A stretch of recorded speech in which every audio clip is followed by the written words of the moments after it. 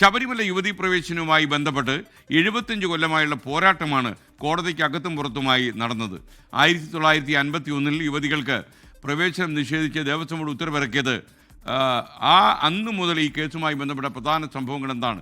ശബരിമലയെ ബാധിക്കുന്ന ഏറ്റവും വലിയ കാര്യത്തിൽ, പ്രത്യേകിച്ച് യുവതീ പ്രവേശന കാര്യത്തിൽ വിവിധ സർക്കാരുകൾ എന്ത് നിലപാടുകളാണ് കൈക്കൊണ്ടത് ഈ കേസിൻ്റെ നാൾ വഴി?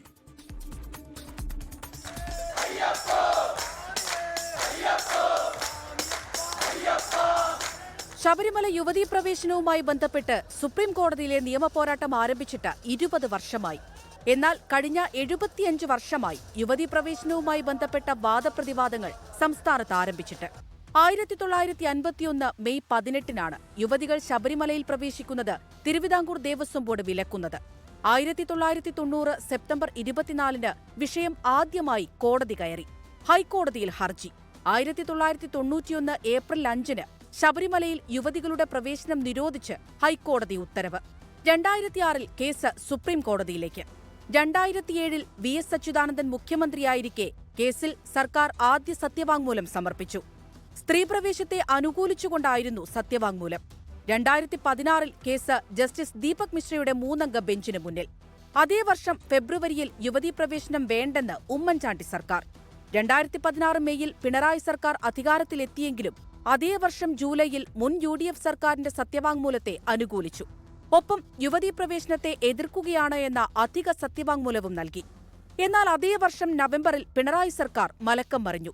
യുവതീ പ്രവേശനത്തെ അനുകൂലിക്കുന്നുവെന്നും 2007 സത്യവാങ്മൂലത്തിലേക്ക് മടങ്ങുകയാണെന്നും സർക്കാർ കോടതിയിൽ. എത്ര വോട്ട് കിട്ടുമെന്നതോ, എത്ര വോട്ട് നഷ്ടപ്പെടുമെന്നതോ, എത്ര സീറ്റ് കിട്ടുമെന്നതോ, എത്ര സീറ്റ് നഷ്ടപ്പെടുമെന്നതോ ഒന്നും നമ്മുടെ പരിഗണനയിൽ വരുന്ന കാര്യങ്ങളല്ല. 2017 കേസ് ഭരണഘടനാ ബെഞ്ചിന്. 2018 സെപ്റ്റംബർ 28-ന് ശബരിമലയിൽ യുവതീ പ്രവേശനം അനുവദിച്ച് 5-അംഗ ഭരണഘടനാ ബെഞ്ചിന്റെ നിർണായക വിധി. യുവതികൾക്കുള്ള നിയന്ത്രണം ഭരണഘടനാ വിരുദ്ധമെന്നും എല്ലാ പ്രായത്തിലുമുള്ള സ്ത്രീകൾക്കും പ്രവേശനം അനുവദിക്കുകയാണെന്നും കോടതി.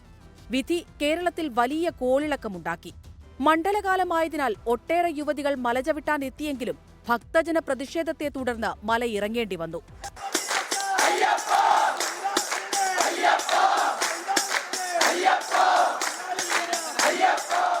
2019 ജനുവരി 2 ബിന്ദു അമ്മിണി, കനകദുർഗ എന്നിവർ സന്നിധാനത്തെത്തി ദർശനം നടത്തി. പിറ്റേന്ന് കേരളത്തിൽ ഹിന്ദു സംഘടനകളുടെ ഹർത്താൽ. വൈകാതെ വിധി പുനഃപരിശോധിക്കാനാവശ്യപ്പെട്ട 50ഓളം ഹർജികൾ സുപ്രീം കോടതിയിലെത്തി. പിന്നാലെ കേസ് പരിഗണിക്കാൻ 9-അംഗ ബെഞ്ചിനെ കോടതി നിയോഗിച്ചു. 2020 ബെഞ്ച് വാദം കേൾക്കാൻ തുടങ്ങിയെങ്കിലും കോവിഡ് പ്രതിസന്ധിയിൽ കേസ് പരിഗണനയ്ക്ക് വന്നില്ല. ഇപ്പോൾ 2026 ഏപ്രിൽ 7-ന് വാദം തുടങ്ങുമെന്ന് സുപ്രീം കോടതിയുടെ 9-അംഗ ബെഞ്ച് അറിയിച്ചിരിക്കുകയാണ്. Research desk 24. ലോകത്തെവിടെയായാലും ഏത് സമയത്തും 24 വാർത്തകളും ഓഗ്മെന്റഡ് റിയാലിറ്റി പാക്കേജുകളും എക്സ്പ്ലെയിനറുകളും വിശദമായി കാണാൻ ഞങ്ങളുടെ യൂട്യൂബ് ചാനൽ നിങ്ങൾക്ക് സബ്സ്ക്രൈബ് ചെയ്യാം.